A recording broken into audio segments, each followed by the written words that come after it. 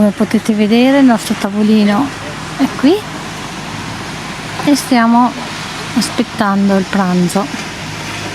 Allora, il mio riso costa 1,5 € e quello del Roberto è pesce a 2 €. Io ho riso con i gamberetti e le verdure.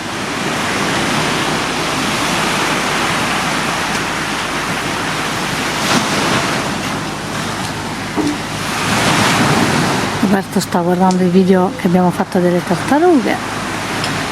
Devo editare. E questa è la vista che si vede dal nostro